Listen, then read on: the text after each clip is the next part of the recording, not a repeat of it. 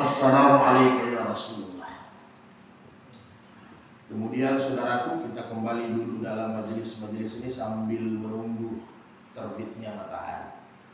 Berdua. Jadi kata Rasulullah dalam hadis sahih, innallaha wa malaikatahu hatta an-namlatu fi hujriha wa hatta al-hauta fil bahri yusalluna alal muallimina nasa khair. Jadi luar biasa. Allah dengan malaikatnya, ini Allah dengan malaikatnya yusalluna, memberikan salawat, doa. Ini Allah langsung dengan perangkat-perangkatnya memberikan doa kepada siapa? Kepada orang-orang yang belajar agama, kepada orang-orang yang mengajarkan agama, kepada orang-orang yang senantiasa duduk dalam majelis-majelis kebaikan. Bahkan bukan hanya malaikat dengan Allah langsung, sampai-sampai kata Nabi, hatta namlatu fi hujriha, semut-semut yang ada di lubangnya, yang kita tidak bisa deteksi berapa jumlahnya, semut-semut yang ada di lubang-lubang tanah. Begitu juga al-hauta, ikan-ikan fil bahri yang ada di lautan, itu semua bersalawat mendoakan kepada orang-orang di mana saja. Seperti ini kita dulu dalam majelis-majelis kebaikan. Subhanallah, apa Allah bersalawat kepada kita, Allah mendengarkan itu di depan para malaikat yang menandakan, wahai malaikatku, ini manusia lebih mulia daripada engkau kalau mereka bertakwa kepada Allah. Ini luar biasa, lebih mulia mereka. Kemudian apa salawat malaikat? Salawat malaikat adalah doa pengampunan untuk kita. Allahumma ghafir lahum, ampuni dosa-dosa mereka ya Allah. Warhamhum, sayangi mereka ya Allah. Luar biasa ya. Belum ada kita pegang apa-apa dunia, kita sudah dapat pengampunan, sudah dapat kasih sayang dari Allah Subhanahu wa ta'ala. Tetapi saksikanlah, apabila hamba-hambaku tidak taat, maka mereka lebih berbahaya, lebih zalim daripada binatang. Kenapa? Karena semut saja yang di lubang, ikan-ikan saja yang di lautan, itu memuliakan manusia dengan doa-doa apabila manusia itu mau taat kepada Allah Subhanahu wa ta'ala. Kira-kira begitu Bapak Tua ya. Jadi kalau kita yang punya ayat itu juga doa Nabi, Allahumma inni as'aluka min fadlik. Kalau pagi-pagi dikasih makan berkokok, nah, itu karunia. Sehingga ayam juga mendoakan balik sama yang punya. Nah, jadi ternak itu mendoakan balik kepada yang punya. Kapan-kapan kita bahas ya, keutamaan beternak. Jadi saudara yang berbahagia, kita kembali bincang-bincang yang mana pada Sabtu yang lalu kita sudah selesai, Rabu yang lalu kita sudah selesai di rukun salat, tuntas dari niat sampai salam. Walaupun mungkin itu instan kita ringkas, tapi insya Allah tidak keluar dari pembahasan sebagaimana mestinya. Jadi sudah selesai. Sebenarnya kita lanjut ke pembahasan berikutnya tentang persoalan-persoalan salat dan sebagainya. Tetapi ada permintaan dari Pak Imam supaya kita langsung di bab salat sunat, Pak Imam ya. Nah, jadi ada beberapa bab yang kita lompat, tidak ada masalah. Ini permintaan Pak Imam sudah dari bulan lalu.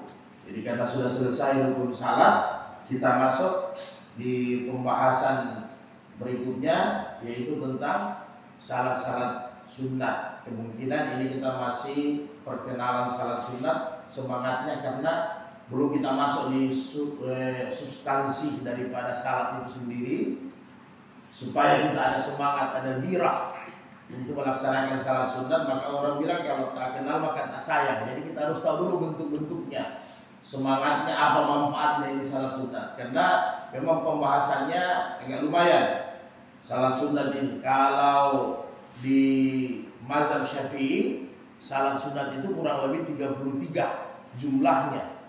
Jadi kalau mampu kita laksanakan luar biasa. Kalau di himpunan tarjih sendiri itu yang masuk dalam tarjih yang diterima itu hanya kurang lebih 17 salat sunat yang diterima, ya, kurang lebih 17. Kalau saudara-saudara kita yang lain yang Batsul Masail itu 33 salat sunat. A'udzubillahi minasyaitonirrajim. Biasanya salat sunat ini biasa dikenal kalau di kitab-kitab fikih itu fi salatin nafli. Jadi salat sunat, ya, dikenal dengan salat sunat. Sedangkan menurut logah sendiri, nafli itu sama dengan az-ziyadatun. Az-ziyadatun itu adalah az-ziyadatun itu tambahan. Jadi kalau secara bahasa nafil itu sama dengan ziyadatun, tambahan. Kemudian kalau secara syarah, nafil ini, sunat ini apabila dilakukan maka dia mendapatkan keutamaan yang besar. Sebaliknya apabila yu'aqibu ala tarkihi bighairi, jadi apabila ditinggalkan maka dia tidak mendapatkan dosa. Itu pada umumnya kita sudah tahu. Jadi yang disebut dengan sunat itu apabila kita lakukan mendapatkan keutamaan pahala, apabila kita tinggalkan maka tidak mendapatkan dosa apa-apa. Kenapa harus ada salat nafil? Biasa juga dikenal dengan tatbu'a, salat sunat, karena ini penting. Jadi fungsi daripada salat sunat ini wasuriya liyukmila naksal faraidi bal waliyakuma fil akhirat. Fungsinya apa?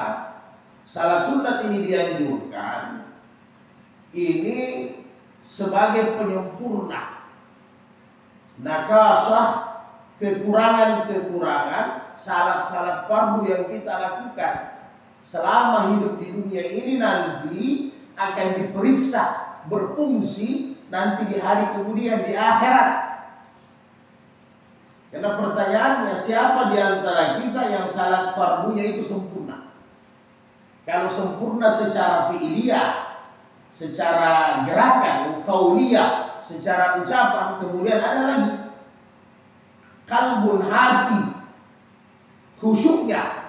Siapa yang bisa menjamin 3 perangkat ini kita bisa mendapatkan salat yang sempurna? Mustahil, Pak. Ya. Kalaulah di zaman Abdul Qadir Jailani, itu Abdul Qadir Jailani masih hidup di zaman sahabat, dia mengatakan salat saya ini tidak sempurna, tidak khusyuk. Ya. Itu Abdul Qadir Jailani hidup pada tahun 14 Hijriah. 3 tahun Nabi meninggal, Abdul Qadir Jailani lahir. Dia masih mengatakan salat saya tidak sempurna. Bagaimana keadaan kita 1500 tahun? Karena sembahyang kita ini istilahnya sembahyang fardu, betul-betul menyelesaikan kewajiban. Nah, jadi kalau sudah khusyuk, sudah bercampur. Kadang sudah khusyuk rakaat pertama, rakaat kedua tidak khusyuk. Seluruhnya. Seluruhnya mati lampu. PLN. Tidak lama biasanya kalau mati seluruhnya.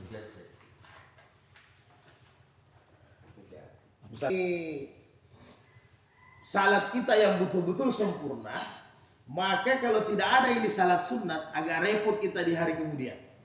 Agak repot, Pak. Repotnya minta ampun.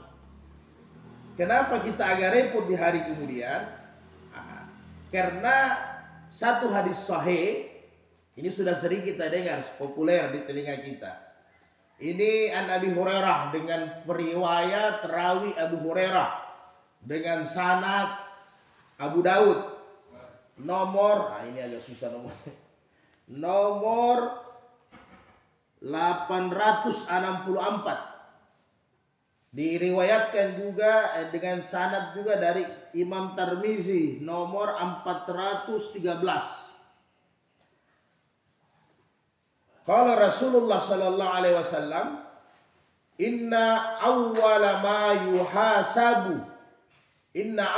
ma yuhasabu nasu bihi yaumal qiyamati min amalihim as-salah. Di hari kemudian, kata Nabi, yang pertama kali akan dihisap semua manusia yaitu sembayangnya. Qala yaqulu rabbuna jalla wa azza lil malaikatihi. Akan berkata Allah subhanahu wa ta'ala yang maha perkasa kepada malaikat-malaikatnya. Wa huwa a'lam. Sebenarnya Allah juga sudah tahu.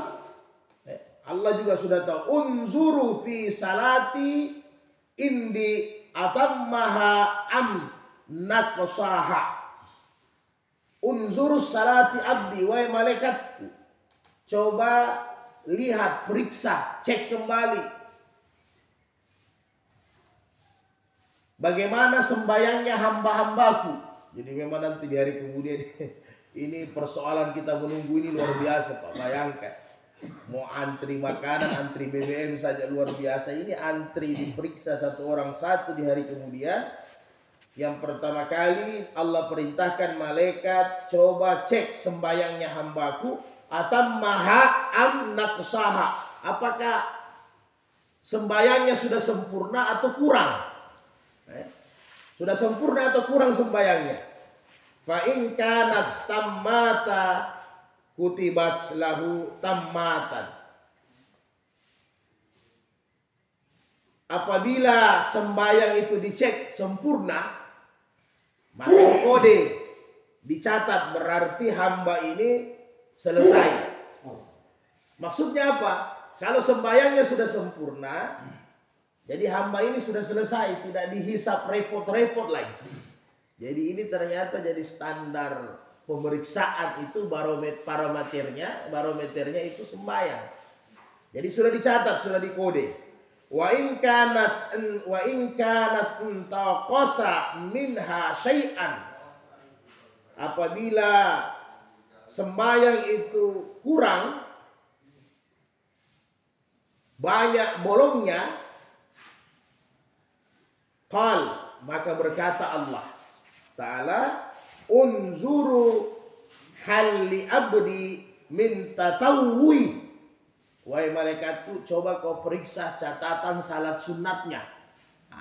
Jadi agak lumayan kalau ada salat sunat. Coba periksa catatan salat sunatnya. Fa in kanat lautatwuhu.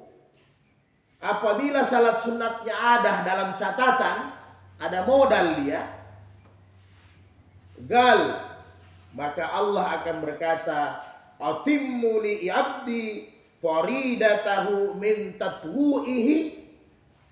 Wahai malaikatku, ambil itu salat-salat sunatnya, kemudian kau tambal kekurangan-kekurangan salat fardunya hambaku.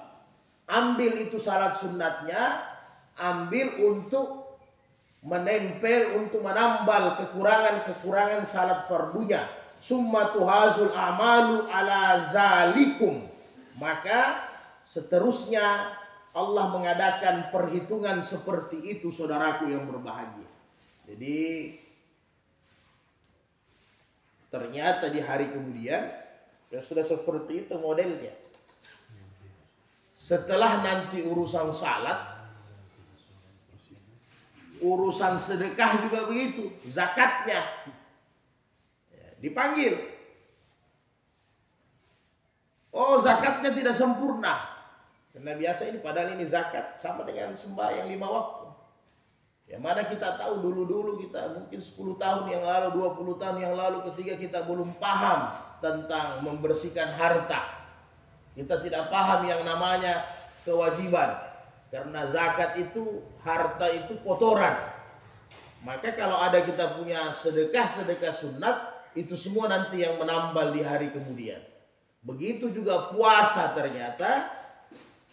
Siapa yang tahu banyak puasa kita itu kurang dan pasti tidak akan mungkin sempurna.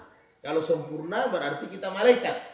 Maka disuruh juga ambil puasa-puasa sunat. Ya beruntunglah kita ada program puasa Senin Kamis. Nah, itu bisa menambal kita punya puasa-puasa wajib.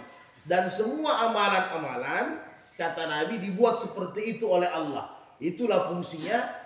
Itulah fungsinya ibadah sunat yang kita lakukan setiap hari.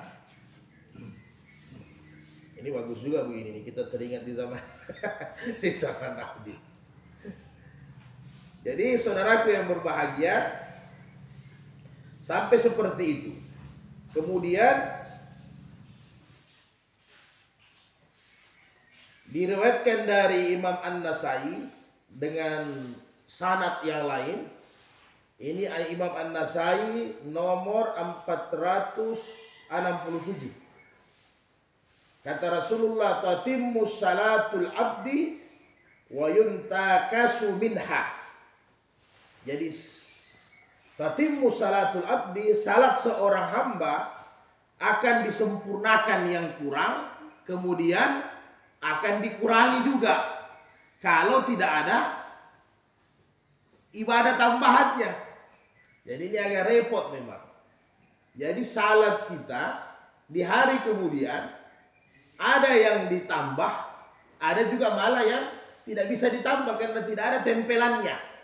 Jadi kalau bisa kita katakan kalau fardu itu ibadah pokok, berarti salat sunat ini mungkin seperti penambal. Atau kalau mungkin bahasa kita hari ini ya asuransi lah. Kalau bahasa modernnya berarti ini salat sunat seperti asuransi. Ya. Jadi di hari kemudian kalau ada kekurangan tentang salat 5 waktu kita, jadi ada salat sunatnya sebagai penempel asuransi. Jadi bisa dia cover, dia tutupi itu kekurangan. Nah, maka beruntunglah yang banyak salat sunatnya. Ini pentingnya. Kenapa kita harus banyak salat-salat sunat, jangan sampai kurang setiap hari. Ditambah dan ditambah terus.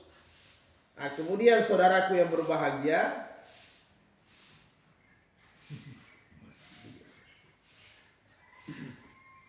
berikutnya tentang salat sunat ini ada yang di sini dijelaskan di tafsir Ibnu Katsir. Ini luar biasa juga. Karena biasa kita sering dengar tafsirannya juga di Muhtabar, kitab-kitab tafsir lain. Ini jarang kita dengar. Karena ternyata Ibnu Katsir juga ada beberapa poin tentang ayat ini. Ini ayat populer. Faiza faragta fansab wa ila rabbika fargab. Ya. Di alam Nasrah. Ini kan biasa kalau artinya faida faragta fansab, apabila selesai satu pekerjaan, wa ila rabbika fargab, maka lakukan pekerjaan berikutnya. Menurut Ibnu Katsir, ini luar biasa, Ibnu Katsir punya penafsiran juga. Faida faragta fansab, yaitu apabila kalian selesai melaksanakan salat fardu, maka laksanakanlah salat sunnah. Itulah orang-orang mutakaddimin luar biasa. Kenapa? Selalu orientasi mereka selalu akhirat. Kan kalau orientasi kita biasanya dunia. Jadi habis kasih makan ternak, bikin kopi. Kan begitu. Jadi selesaikan dulu kasih makan yang satu, baru kita kerja yang satu. Jadi jangan suka kerja itu di double-double, akhirnya tidak ada yang selesai. Nah, itu kalau hikmahnya yang biasa kita lihat banyak di tafsir-tafsir termasuk Al-Jalalain. Tapi ternyata Ibnu Katsir sempat menitipkan satu tafsirannya. selain daripada urusan-urusan dunia, maka apabila kita selesai melaksanakan salat sunat, salat fardu, maka laksanakan salat sunat. Ini perintah dalam ayat, selesaikan salat sunat. Dan kemudian dia tafsirkan, selesai salat sunat, wa ila rabbika fargab, banyak berzikir. Jadi jangan langsung pergi, duduk berzikir, bersalawat. Bahkan Imam Tabari juga menafsirkan satu ayat, hafizu ala salati wa salatil wusta wa qumu lillahi qanitin. Ini di surat Al-Baqarah ayat 238. Jadi tafsiran terjemahan lepasnya, teksnya, hafizu berarti jagalah salati, jagalah salat kalian, wa salatil wusta. Wusta ini 90% ahli tafsir di Muhtabar mengatakan wusta ini tengah. Tengah ini adalah salat asar. Kenapa salat asar? Memang panjang penjelasannya, karena di waktu asar ini sibuk-sibuknya manusia, puncaknya manusia itu sibuk. Jadi kebanyakan manusia itu lalai di waktu asar. Apalagi kalau sudah tanda tangan proyek dan ini sebagainya, pasti kita banyak lalai. Belum lagi tidur, ketiduran, pasti banyak lalai. Maka kata Imam Tabari, jagalah ini tafsirnya ini ayat, wa qumu lillahi qanitin, dirikanlah salat karena Allah dengan khusyuk. Maka kata Imam Tabari, pasti khusyuk itu susah. Khusyuk itu susah. Maka apa? Dia menafsirkan hafizu ala salati itu ada dua. Jagalah salati itu kata-kata jamak, berarti kita harus jaga salat fardu dengan salat sunat supaya kehusuan itu bisa disempurnakan. Ini subhanallah, begitulah kira-kira ringkasnya. Artinya tajamnya, IQ-nya, cerdas orang-orang dulu ini luar biasa, tidak main-main. Mungkin karena faktor takwanya sempurna, jadi otaknya encer. Jadi sehingga mereka pun menafsirkan ayat ini luar biasa. Orientasinya tidak terlalu banyak ke dunia, tetap orientasinya ke akhirat. Bagaimana akhirat amal ibadah ini sempurna. Ini hebatnya ulama-ulama dulu. Pengaruh karena memang zamannya masih dekat dengan baginda Rasulullah. Karena zaman ini makin jauh dari Rasulullah, makin bahlul manusia, kan begitu. Kemudian saudaraku sekalian, selain hadis tadi, selain ayat tadi, kita angkat juga satu, yaitu hadis qudsi sebagai takwiyah, penguat. Dengan riwayat Abu Hurairah dengan sanad Imam Bukhari nomor 6502. Ada penggalan hadis yang panjang sering kita dengar. Ya, ini biasanya kalau di kajian-kajian tasawuf dipakai ini hadis. Potongannya, wa ma yazalu abdi yataqarrabu ilayya bin nawafili hatta uhibbuhu.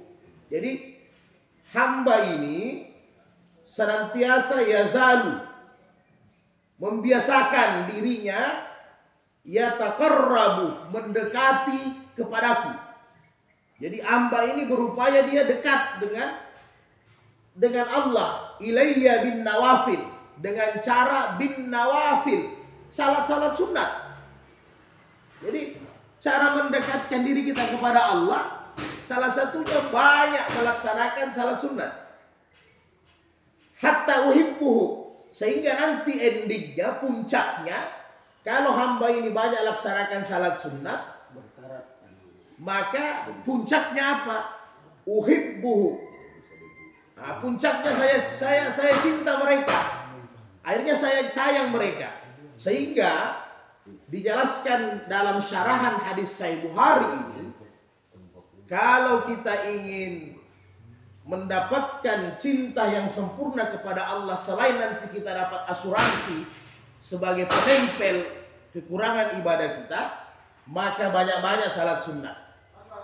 Kan kalau sambungan hadis ini yang populer ini, maka kalau hamba itu sudah dicinta, maka apa yang terjadi kalau hamba itu sudah dicinta? Itu pendengaranku yang dia mendengar dengannya, kan begitu. Penglihatanku yang dia melihat dengannya. Kemudian tanganku yang dia berbuat dengannya, kakiku yang dia berjalan dengannya. Artinya kalau kita sudah dicinta Allah, semua gerakan kita dalam keseharian ini sudah bersama dengan Allah Subhanahu wa taala, ada kontrol. Sudah luar biasa itu. Jadi kalau di kajian umpamanya Al-Hikam, ini hamba inilah hamba-hamba yang sudah luar biasa. Kenapa? Karena dia merasa di penglihatannya ini ada Allah yang kontrol. Alhamdulillah.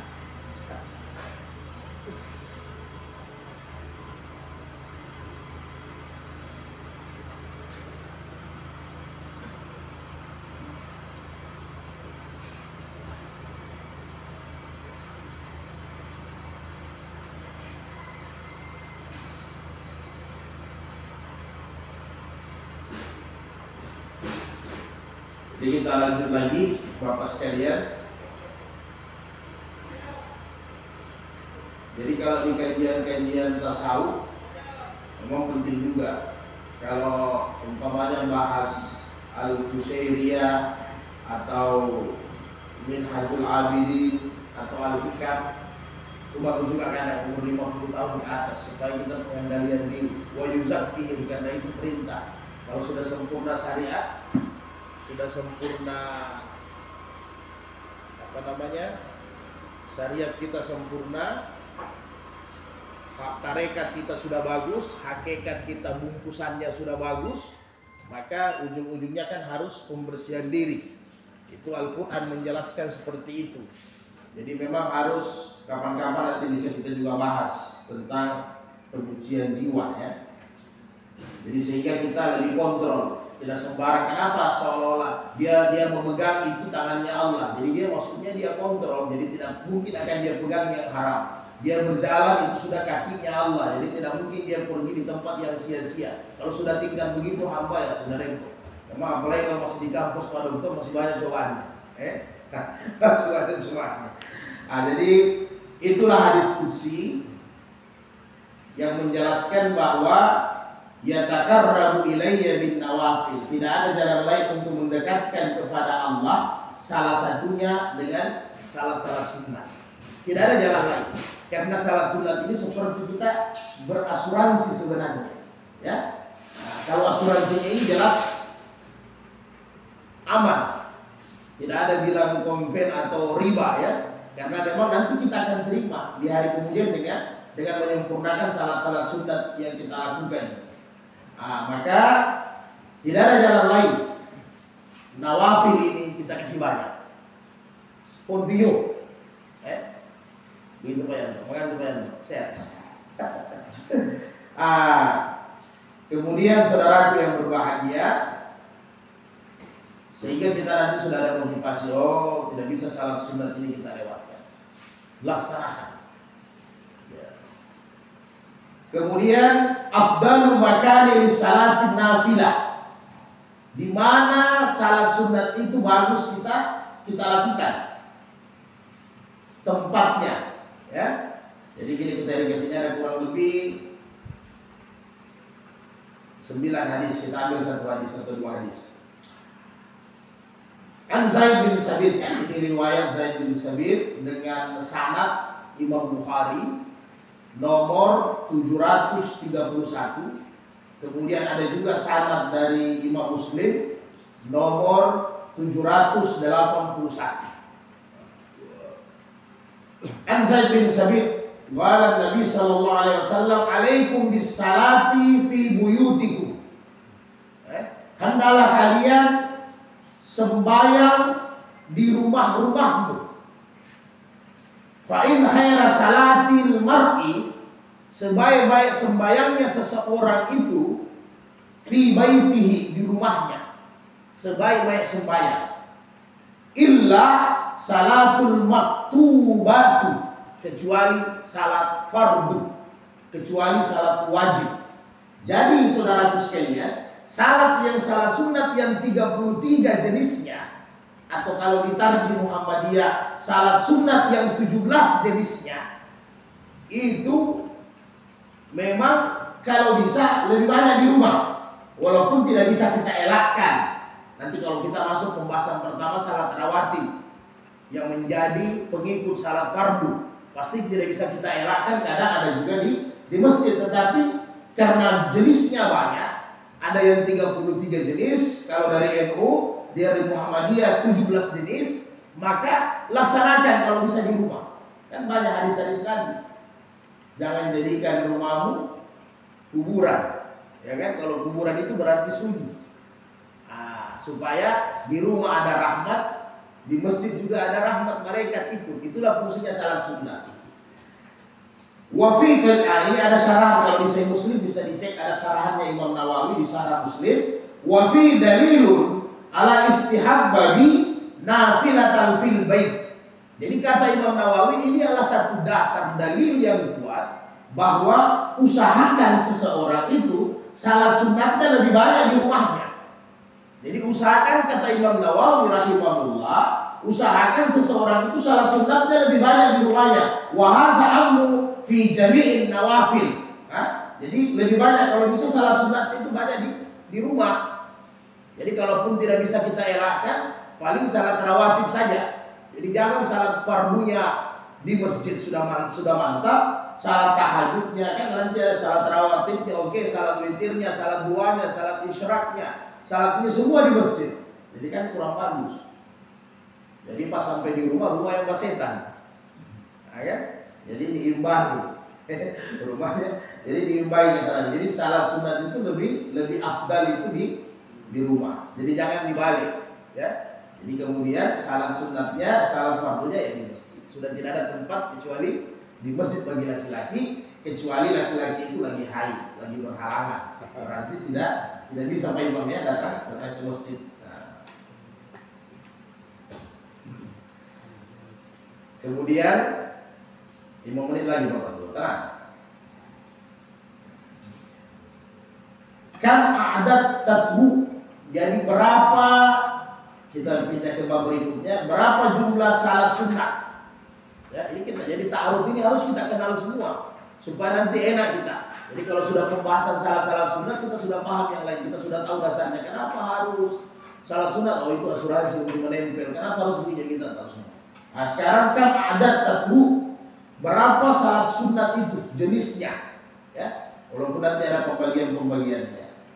Berapa jenisnya? Sudah kami sampaikan tadi bahwa 2 jenis pendapat yang masyhur di ahli sunnah wal jamaah. Ya, 2 jenis pendapat.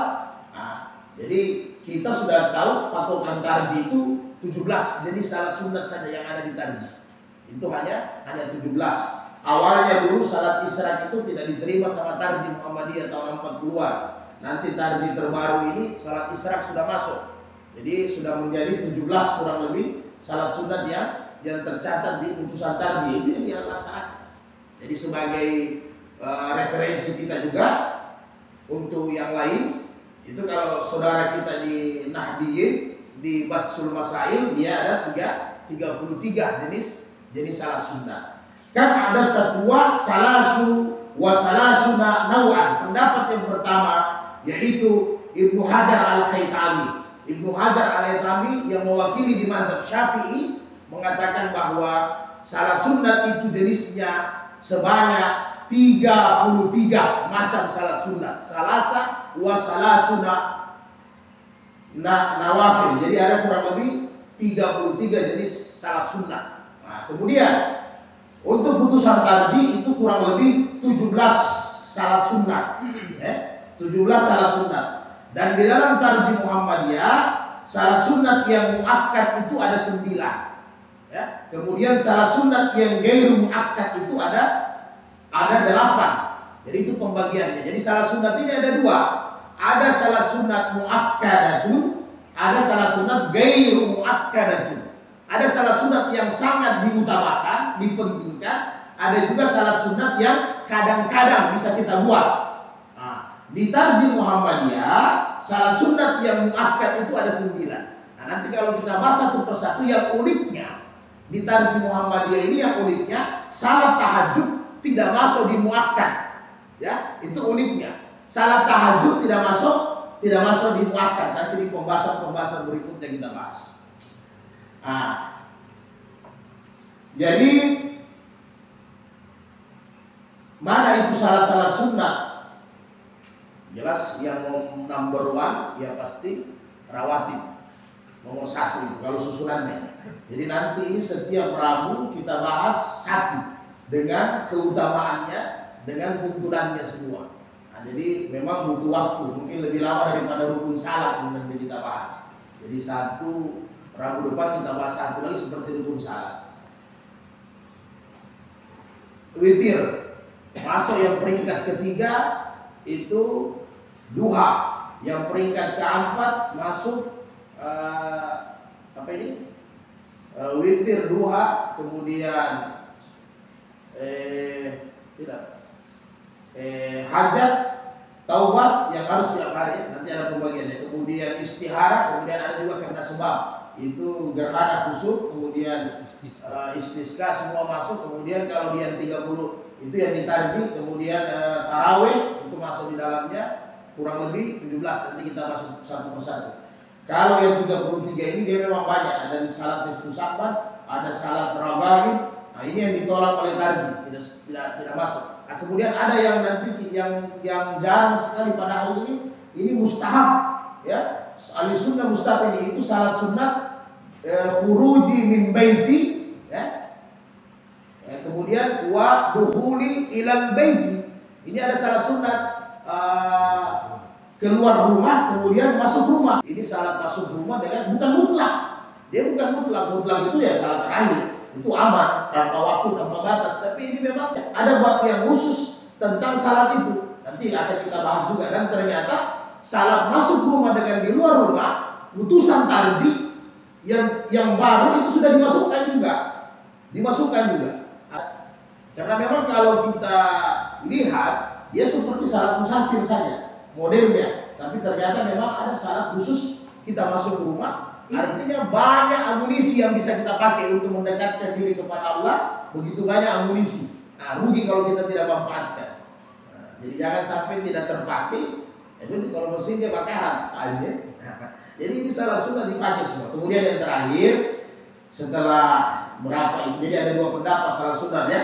Satu 33, yang satu 17. Nanti kita akan bahas semua. Jadi kita bahas semua, bukan hanya 17, insya Allah sampai 33. Nah, tinggal yang jelas bagi kita warga Muhammadiyah, ya laksanakan yang putusan tarjih. Dan saya ulangi kembali lagi, putusan tarjih itu apa gunanya? Nanti lihat di Mukaddimah yang tarjih tahun 70-an. Apa gunanya? Gunanya putusan tarjih itu untuk kader Muhammadiyah yang awam, ya, yang awam supaya tidak bingung, laksanakan itu. Lembaga Al-Irsyad dan sebagainya semua persis. Bahkan di kalangan itu banyak ulama-ulama muda itu beda pendapat. Nah, jadi untuk kalangan orang-orang berilmu ya silakan, berimprovisasi silakan, berinovasi baru silakan, tidak ada masalah. Tapi orang-orang awam yang bingung, nah makanya dibuat tarjih. Begitu juga ilmu. Untuk orang-orang awam di kalangan ilmu, batsul masail sudah ada patokannya. Tapi untuk orang alimnya pasti mau terus ada pembaharuan. Karena yang namanya fikih kontemporer ini pasti ada yang baru. Karena banyak yang tidak ada di zaman Nabi karena kehidupan dunia. Bukan karena tidak lengkap ibadah, kehidupan dunia. Masalah injeksi, masalah infus, masalah operasi, itu kan harus masuk semua di bab salat. Sehingga nanti orang sembahyang. Karena di zaman Nabi tidak ada infus, ya kan? Tidak ada obat untuk penenang dan sebagainya. Jadi butuh kajian-kajian fikih kontemporer. Makanya putusan-putusan tarjih juga, batsul masail juga, setiap muktamar pasti ada hal yang baru yang akan dibahas. Karena apa? Dari wilayah-wilayah pasti akan kumpul pertanyaan-pertanyaan akan dibahas. Semua begitu. Jadi tidak akan mungkin dia putusan fikih itu hanya itu, akan ada terus pembaruan-pembaruan. Itu maksudnya.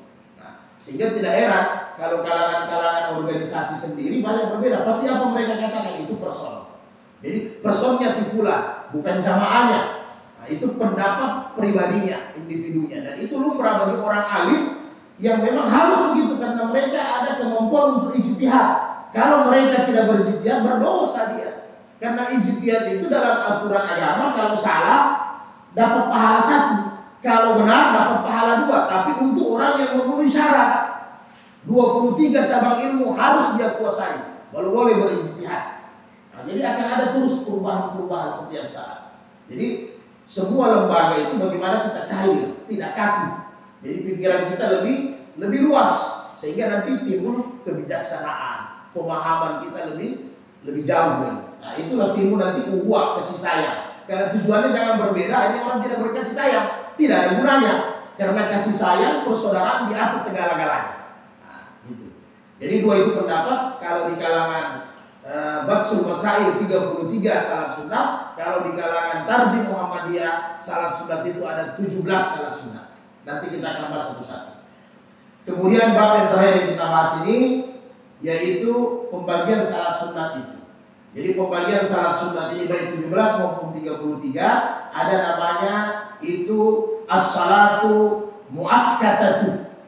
As-salatu muakkadatu itu adalah yang pertama terkait waktu. Jadi salat sunat yang terkait waktu.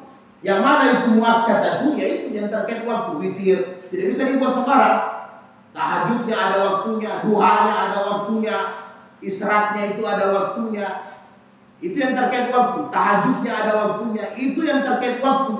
Tidak bisa di bola-bala waktunya. Sudah ada ketentuannya. Nah, kemudian ada yang kedua yang namanya zawatul asbabi. Jadi zawatul asbabi. Jadi yang disebut dengan zawatul asbabi ini salat sunat yang ada sebabnya. Nah, misalnya sebab masuk masjid, ya kan? Sebab habis wudu. Jadi kita pisahkan supaya kita paham, mengerti. Jadi salat sunat yang ada waktunya terkait waktu. Yang kedua salat sunat yang ada sebabnya. Sebab wudu, sebab masuk rumah, sebab masuk masjid. Sebab apa lagi? Sebab hajat istihara. Itu tidak bisa sembarang. Gerhana itu ada 2. Kusuk dengan matahari dan bulan. Kemudian Id juga itu sebab. Tidak boleh setiap hari kita sembahyang Id. Jadi tidak bisa kita sembahyang Id itu setiap hari, ada waktunya. Istisqa, minta hujan juga ada dia punya waktu. Nah, kemudian yang ketiga yang terakhir adalah salatul mutlak. Nah, ini umum lah ya. Salatul mutlak, yaitu salat mutlak bebas. Jadi kalau semua salat nawafil kita lakukan sudah tidak ada lagi.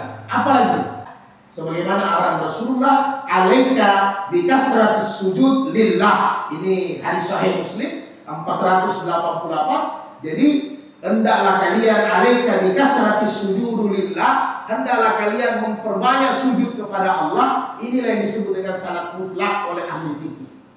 Maka salat sunat mutlak jadi bebas. Jadi kalau sudah tahiyatul masjid, kita sudah wudu di dalam masjid, sudah tidak ada lagi salat mutlak. Ini bebas, ini yang paling bebas, terserah berapa rakaat. Mau sampai bolos sembahyang silahkan. Nah, begitu kira-kira. Tapi harus diingat juga mau makan, ayam juga mau makan ya. Jangan sembahyang terus. Demikian Bapak-Bapak sekalian, kalau ada yang mau kita bahas, jadi nanti salat sunat berikutnya satu-satu besok kita Rabu depan kita mulai di salat sunat rawatib dulu. Jadi rawatib juga mungkin tidak selesai kita bahas pada hari Rabu itu, mungkin terbagi sampai 2 kali pembahasan atau 3 kali karena rawatib itu paketnya banyak. Ada rawatib 10, ada rawatib 12, ada rawatib 14, ada rawatib 16, bahkan ada rawatib 18. Nah, jadi akan kita bahas semua satu-satu. Yang kemudian di rawatib ini mana yang muakkadah, mana yang ghair muakkadah, ya. Mana yang muakkadah, mana yang ghair muakkadah. Demikian kira-kira karena sudah jam 6. Kalau tidak ada masalah sudah kita tutup majelis. Kita ke samping ngopi walaupun habis mati lampu. Jadi ada hikmahnya semua, kita sarapan sama-sama. Mudah-mudahan Allah berikan kita panjang umur, orang-orang tua saya semua diberikan kesehatan, lebih banyak umur berarti lebih banyak kita beramal. Kata Nabi, khairun nas man ta'ala manusia yang paling bagus itu yang umurnya panjang. Bapak tua termasuk mungkin paling tua di sini Pak Dokter. Jadi tapi aksara amalan harus amal salehnya juga banyak, itu syaratnya. Mudah-mudahan Allah ketemukan kita sehat walafiat, kita semua dalam keridhaan Allah Subhanahu wa taala. Amin ya rabbal alamin. Subhanallah bihamdi, subhanallah bihamdika, asyhadu an la ilaha illa anta, nastaghfiruka wa natubu ilaik. Allahumma musta'an wal mustaka. Assalamualaikum warahmatullahi wabarakatuh.